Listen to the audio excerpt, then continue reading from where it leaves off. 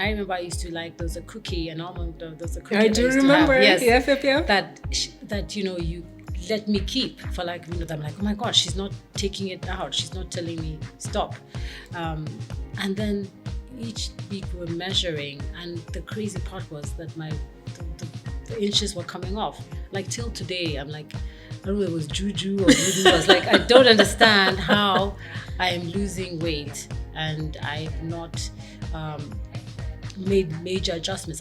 Hi, I'm your host, Roseanne Kamau, a certified nutrition coach with a background in psychology. Here on Hey Sugar Podcast, you will learn how to live a healthy and sustainable lifestyle without dieting. I'll be teaching you practical tips that you can incorporate in your unique lifestyle. I am going to help you break any dieting mindset traps and show you that a healthy and sustainable lifestyle is doable. So if you're ready to change your life for good and create a healthy and sustainable lifestyle for yourself, then this is for you. Let's go. And welcome to another episode of Hey Sugar Podcast, where we bring inspiring stories of women who are going to help you lose your own weight if you're struggling with that, without dieting, so that you can create a healthy and a sustainable lifestyle. You guys, you are in for a treat today, because today is one of my amazing clients, Sharon. And she's going to do the introduction. She's going to introduce herself to you. But what I love mostly about Sharon is this, and you're going to hear her story, is really the way she shifted her mind and how she saw herself when she was on her own weight loss journey. Well, in my eyes, she didn't need to lose a lot of weight. What she really needed to work on was her mindset and her approach towards food and towards creating a healthy and sustainable lifestyle. Of course, you're going to be hearing her story from her. She is a mom of one. She is a publisher. What else are you, girl? I'm a gym enthusiast. I weightlift. Yes, and she actually yes. Because also I remember you're like she's a CrossFitter. And so Sharon, welcome to our podcast, and thank you for honoring us to be here. And for having me. Anytime, and for willing to share your story with the women out there and the ladies out there. How are you, girl? I'm good. How are you, Roseanne?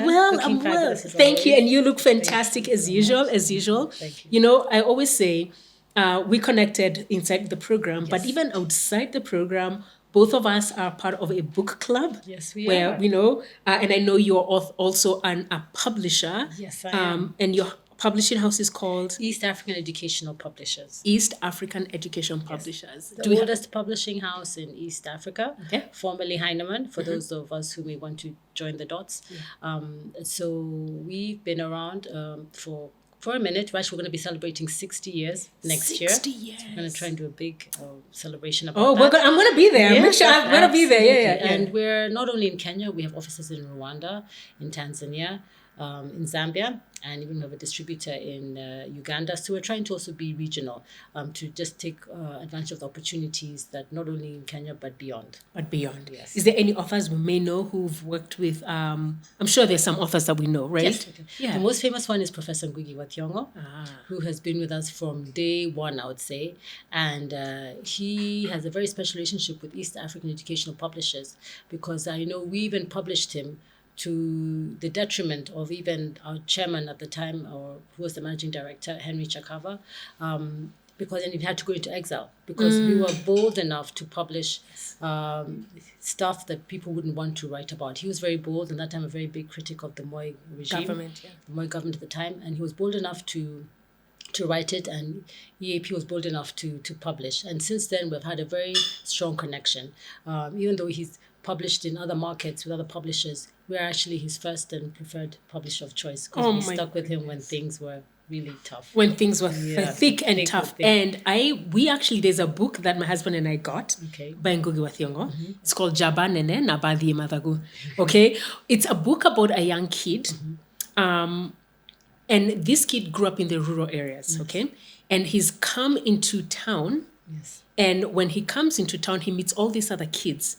Now, these kids are sort of urbanized, and they've actually changed their names.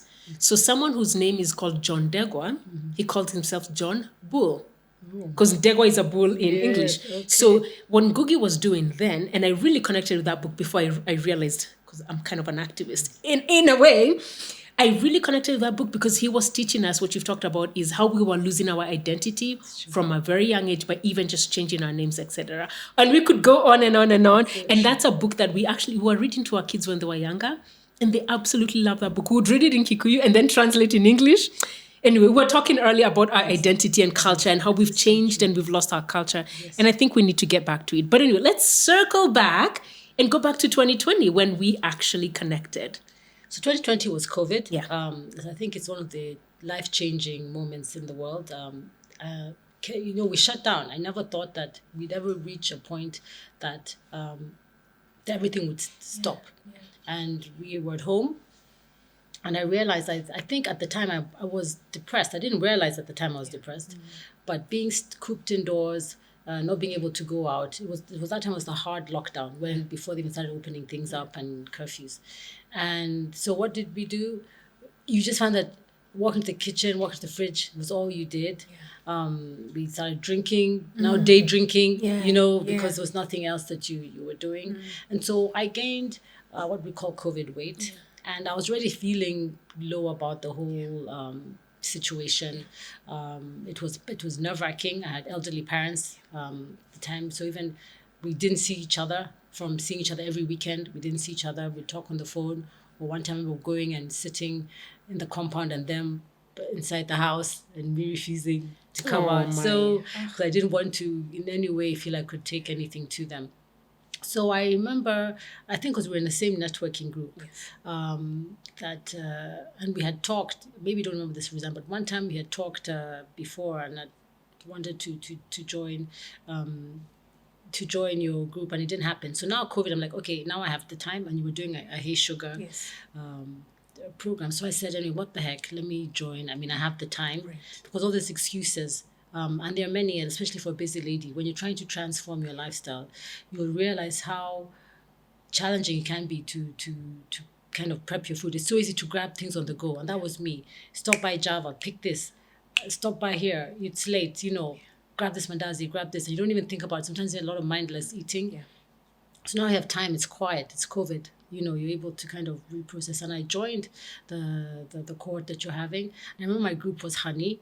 And I was happy it was honey because I was like, phew, at least it's not, something that I thought would be impossible to do. Because already when you get nutrition, for some reason in your mind, you already come with, I don't know if I can hack it. Because it already seems difficult. Yes. Like for some strange reason, because I imagined you were going to take away the things that I liked. Because I always think that nutrition, diet means you can't eat anything that you like, and it's eating a lot of what I call rabbit food. Just lettuce, carrot, and everything has to be weighed. And I could just, even part of the thing was like, okay, let me have the Last Supper. Yeah. When I have my last, because I know once I go into this, she'll be told. Yes, because I remember my husband laughing. It's like, honestly, Sharon, what are you doing? I'm like, no, because now I'm starting this thing and she's going to stop me from eating, And so when I joined in the first week, it was tough. Because I remember you made us remove all the sugar. And I remember feeling sick. I actually got headaches. I remember it was the first week was like moving, no sugar. But fruit. You had some sugar though? Yes, the honey. Yeah, yes. But I remember the first week, I don't know if we were allowed to even do it. Okay. Because I remember I even had withdrawal headaches. It was very, very tough. And I was like, I knew it. I didn't think I'm going to survive it. And then the second week, you started adding stuff back in. But I was pleasantly surprised, number one, is because I kept waiting for you to say, don't eat this. Stop eating that. No more, and I kept waiting. And so that was the first thing. I was like, okay, this is different. And then we always had to show our meals. And that was the good thing. Taking pictures in the WhatsApp group was accountability because it made me really think twice about what am I going to eat that day? Because I don't want to post it on the group and it's not. And I remember I used to like, there was a cookie, an almond, there was a cookie. I do remember. Yes. That you let me keep for I'm like, oh my God, she's not taking it out. She's not telling me stop. And then each week we're measuring, and the crazy part was that the inches were coming off. Like till today, I'm like, I don't know if it was juju or voodoo. I was like, I don't understand how I am losing weight and I've not made major adjustments. I think part of the thing is, and we need to realize, like you said, I was not a very, very big person. And sometimes I'd see people in the groups, very big women losing a lot of weight. And people would cheer them. And for me, it took a bit longer. Like I said, I didn't start seeing maybe week 3, almost week 4. And some people I saw were almost immediately. And so I was like, oh, maybe this is not it. But I realized everyone has its own journey. I think a lot of the time we're running different races. And the good thing about being in a group, you cheer those people. And then when it started happening for me, I would get excited. I know people would say, oh, but you're not even big. I don't even know what your problem was. But I needed to be comfortable. A lot of it doesn't matter what size you Correct. are. You need to be comfortable, confident in your own skin, because that's what even builds in your confidence. And I knew I could do better. I was not living my best. I was not putting out my best. And so I knew that I could do better in terms of living my best life. So, and I think whatever that is, whatever size, you should be able to work to live your best. And I knew that wasn't it where I was.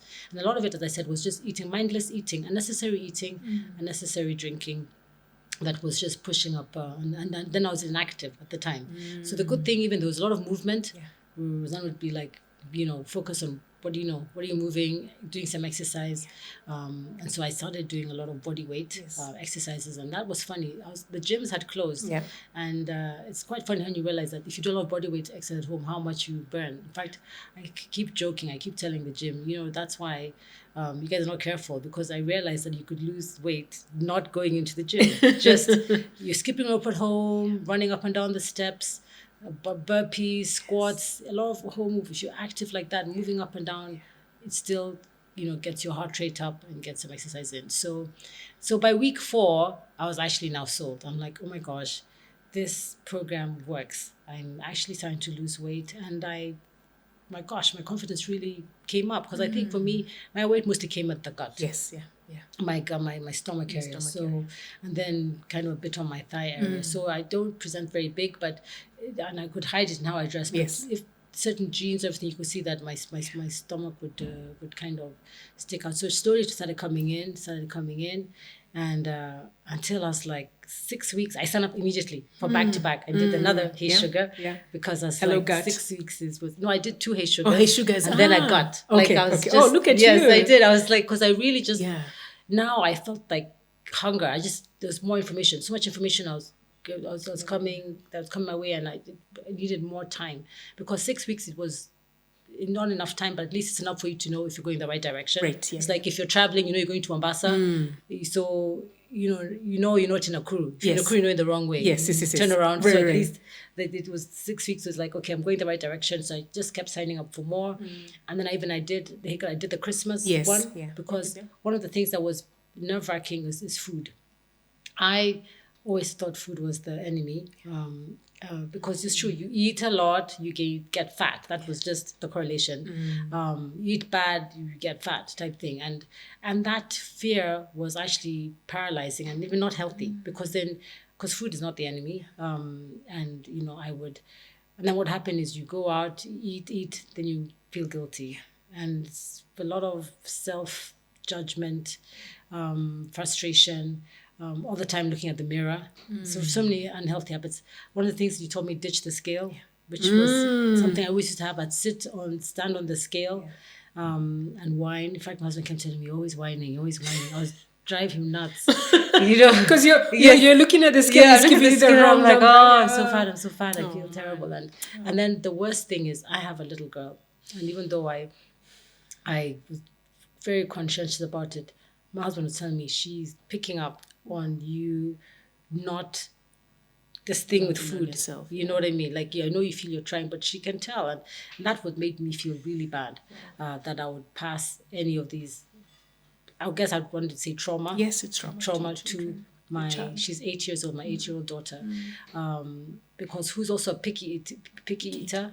So when he told me that, that's when I was one of the reasons why I needed to sign up, because I wanted to say what is the right way to do it, because I don't want to pass on, because actually it could be toxic to a girl who deserves better. Because when you are 7, 8, the last thing I want is to have, they see what you do, no matter what I say. If she's seeing what you do. She's seeing what I do. I don't want her to feel that food is enemy. So one of the things that I loved getting out of Hey Sugar was learning how to eat, what to eat, and guess what not to eat if need be, but not to emphasize on what not to eat, because there's really nothing that you cannot eat. Yeah.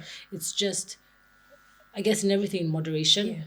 So even if I crave something, I'll eat it, and then it's like it's gone. It's just gone, and then I'm back on to what I like. Fortunately for me, I do like vegetables. I like salads. So some of these things are not hard. I just had to go back to that, because it's not that it was effort. It's just it was easier for some strange reason when you're out to order something else. Like you find that you're a lot of mindless eating. I think the good thing about the program, it made me actually start thinking and being more mentally strong. For some reason, I'd surrendered the fight, the my will in terms of food, to some weird thought process that somehow I was not in control, that I had no control, that I just was eating or drinking because you can't control it Right. for whatever Yeah. reason. Whatever reason, that's the wiring that I had. And so getting that power back was what this program gave me, which was really liberating. I was like, actually, I am in control. Yes. I don't know why somehow I surrendered this power to whatever it was. And I think part of that was the frustration, feeling helpless and not out of control. And so kind of getting it back and sort of being like, okay, it's there, but I don't really want to eat it because I've had my salad. Like one of the things the tricks you taught me when I go out, eat something. Yes. So sometimes I'm not really hungry when I'm out. Or even if I'm out, there are some options. There's always some healthy options. And if there are none, that's okay. It's not like every day I'll go and I'll have whatever. If it's the chips, we're going to do the chips. It's not every day that I have it, and having that one day is okay. Yes. Because I'm in control. Yes. I've had it for that one day. I'm not. So that was the huge, I think, eye opener, because I surrendered. I'm 48, so that justified a lot of things. You're like, Girl, okay, you look good. yeah, thank you. So it's like, oh, you're premenopausal, so that's why I'm gaining weight, and there's nothing I can do about it. When you're older, your metabolism slows down. You just can't help it. I like to snack, so somehow I can't stop it. So I think kind of slowly getting back and getting control. I know people would be like, gosh, how do you do it, Sharon? And I'm like, I'm not hungry. I'm not. And now when I actually listen and realize I'm not just going to grab it. Like before, I would have just picked it without even thinking. Yeah. Because it's there and we all... Right. Now I'm like, actually, but I'm really not hungry. So why am I Eating? just eating? And then I get uncomfortable. Then the guilt all starts. But it's just because my body was talking to me. Yeah. And for some reason, I was not listening or not giving it the power, because I felt that I have to just eat. So I think dealing with that mindset and realizing that I am in control, I can decide, I'm able to. And even if I slip, I think the worst thing was the guilt. Again, the guilt was, what have I done wrong? Because I ate chips, because I love Prosecco. Yes. Because my girlfriend and I drank a bottle of Prosecco. So tomorrow is another day. It's another day. When I get back, I'm not going to put on weight because I drank a bottle of Prosecco when I've been okay. You know what I mean? So I think all that is what was very liberating. I think that's what I keep saying. You gave me the freedom, peace, a peace that I've not experienced in a long time, because it's quite exhausting. And I'm sure people can relate.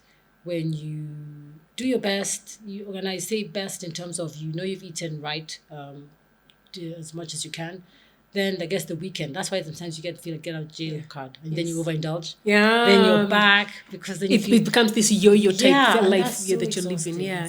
And therefore, even this punishment reward. So I've been good, so I now reward myself. But then it's an indulgence. But now, since I overdid it, so let me punish myself. So now again. I'm back denying. That's so yo-yo. Yes. Yo-yo in behavior, which then yo-yo shows up in a lifestyle. So yes. Yeah.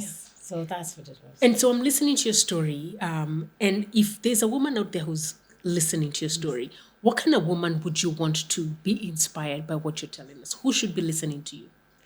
I want the person listening to me, first of all, the busy lifestyle, and a woman who has given up. Because I had given up. I had given up because I know a lot of us have, and you're the one who has resigned herself and said, you know what, it's okay. Jesus loves me. I went through that whole thing. Jesus loves me. just accept who I am. Yeah. And but inkling at the back of your mouth, you're not happy, Yeah. back of your mind. So that's the lady I want to listen to. The one who's given up, the one who's resigned. You can still get back on this journey again. Don't give up. Sometimes timeouts happen. There are times when I've slipped off, for lack of a better word. Yeah. But it's the principles are there. It come back. I think I can equate it with, like, I grew up a very strong Christian background. I studied in the U.S. When I went to the U.S., I kind of, for lack of a better word, use the word backslid or whatever, because you're out Yes. there, Yeah. you're far away from home. But when I came back, it was just funny how those principles had never went away. And I think so. It was just, I just find myself back in Bible study. I was, and it just came back, the faith. And I think I always tell my mom, no matter what, that foundation was. It's stuck. It's stuck, and it was Isn't good. there a verse that says, "Teach your child in Yes. the way that they should Yes. go, and when they grow up, they will never depart From it. Yeah, Exactly. that's So what's going that is like, so the same way, I want to say that even now that I've done this program, I feel I have a foundation. So even when I tell us, for lack of a better word, I'm not down. So sometimes when you slip, sometimes that's very easy to sort of give up. And like, I've just come back from vacation, and when you're on holiday, in fact, Rosanna, I admire you because I still see you exercising and stuff on holiday. I'm like, girl, I left my gym stuff at home. I'm on holiday. I'm doing that, and that's okay. So but I come back and I'm right back. So I think that's what, once you have that foundation, you might get shook, but it's not over. Yeah. So to who's given up, if you're giving up or you have given up, or you think, just resigning yourself that somehow it's them and not me, I want to say that it's you. It's you, and you can do it. It can happen for you the way it happened to me. And I know a lot of the time, everyone has their own different journey. I wasn't a very big person. I didn't have a lot of weight to lose. But for anyone who knows weight loss, that last 5 kilos can be the hardest. They are. You can lose if you're much heavier. You can lose.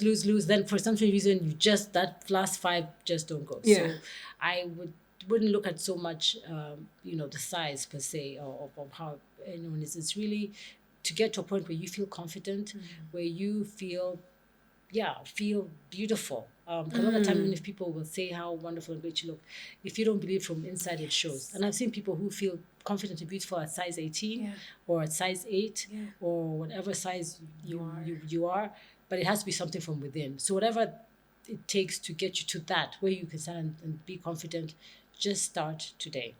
Just start today. Yeah.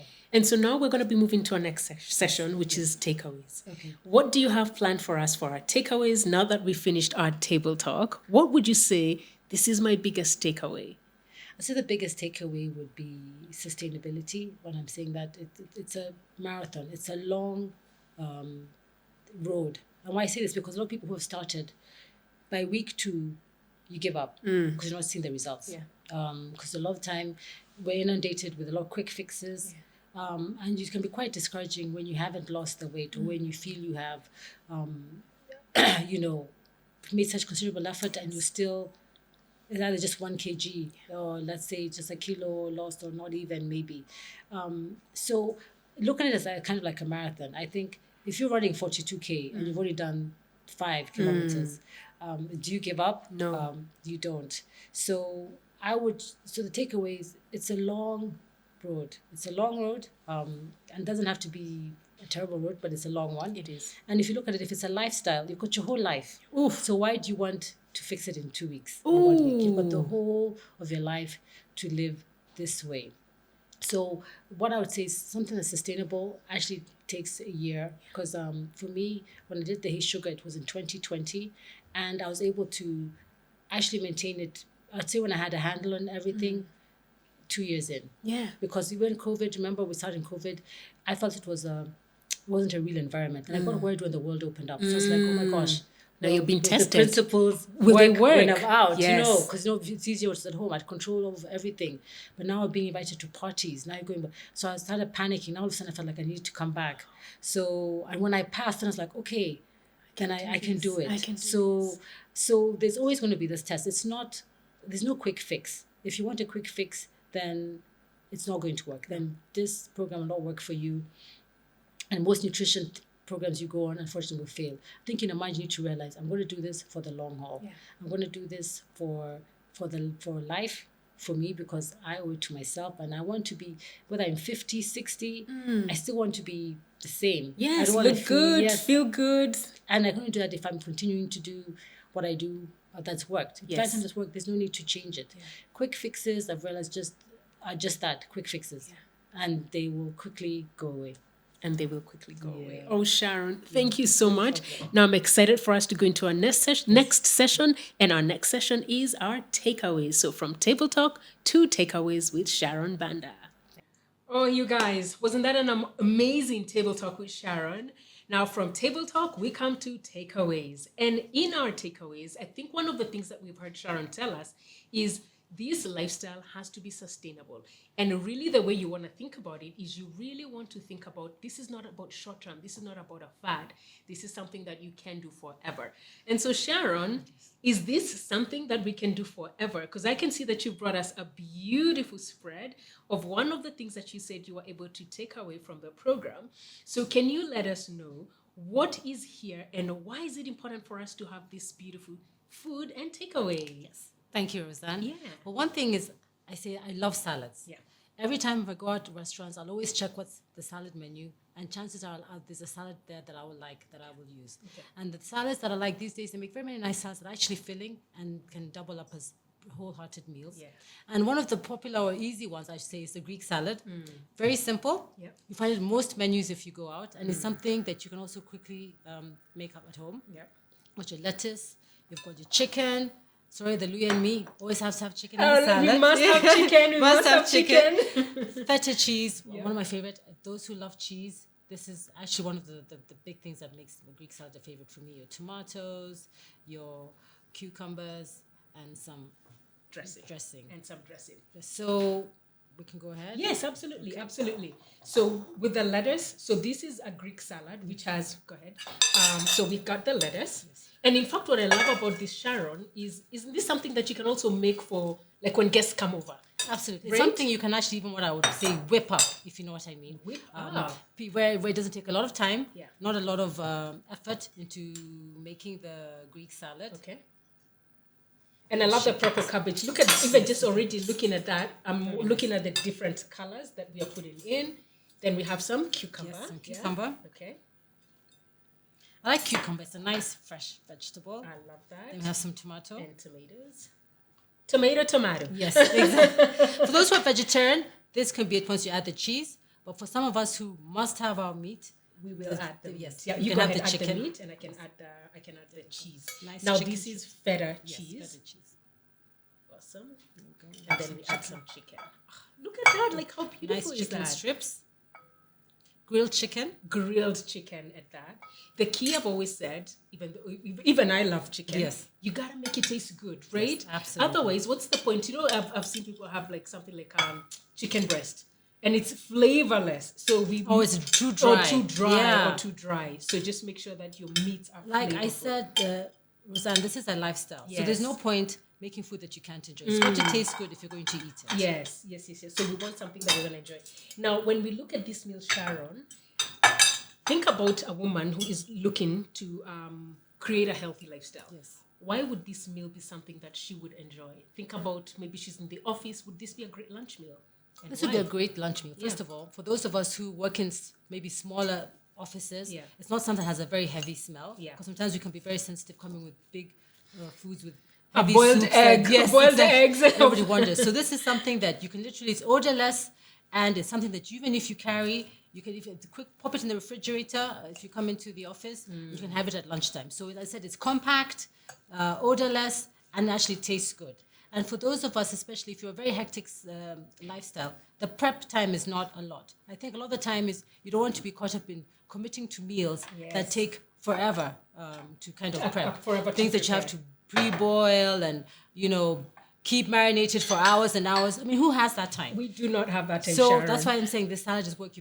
Once you just buy your tomatoes and your ingredients, quick chop, pack it, and you're good to go. And put it in the fridge. I really like that because a lot of the women that we work with are women who are busy. And so for them, they're probably thinking, man, does it take a lot of time? But really, once you grill your chicken, put it in the fridge, then all you're going to do is chop, and then serve.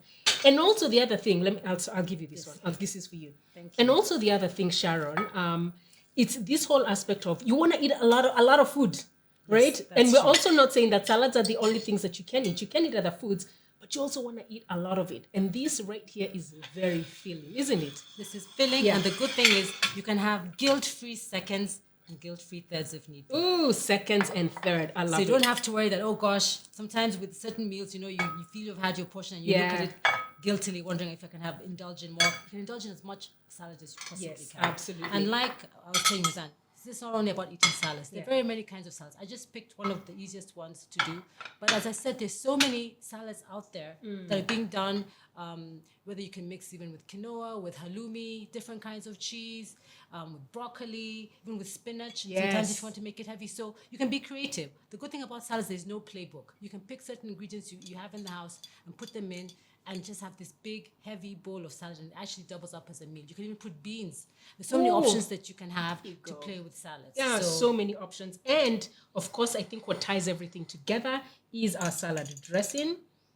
This is a vinaigrette, so it's olive oil. What's in here? It's olive oil, vinegar, salt, pepper. So you put that in. About a tablespoon should be enough. And you want to use good oil, good olive oil. This is something great that I know we can have when we have our book club. So Sharon and I are members of a book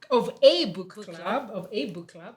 And when we meet, we will have snacks, we will have tea, Yes, we do. we'll have drinks. Yes, we right? do. And so this would be something when you guys are meeting together for a book club.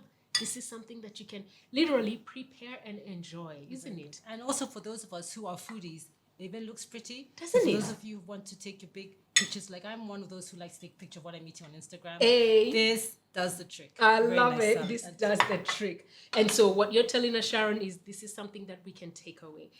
If there's something that you want to let folks know about takeaways, what's your biggest takeaway that you want to share? I think my biggest takeaway is, even though we've learned about this a lot, it's a journey. It's not a sprint, it's a marathon. It's something that you want to think about, can I do this forever and ever? If, like I've given examples of various kinds of salads that you can do that you can work for you. If a Greek salad doesn't work, you find another option that can work. But what I'm just trying to say is sometimes I've seen people rush into what I call these fad diets that is just lettuce only or carrots only. And that's not sustainable, because remember, this is something you want to do every single day for the rest of your life. Because the same way when people say that if you like what you're doing, you don't have to feel like you're working for a single day in your life. In your life. The same way if you like what you're eating, you don't have to diet a single day in your life. Because then somehow it just is natural and you're able to just keep the weight off without even too much effort. Yet still eating, not starving yourself, and not feeling frustrated. And not yo-yoing, especially the way yo. the Add the yo-yo. weight, lose the weight. Add the weight, lose the weight. It becomes very exhausting. So I does. think sustainability is the key. Sustainability. And you still get to enjoy food.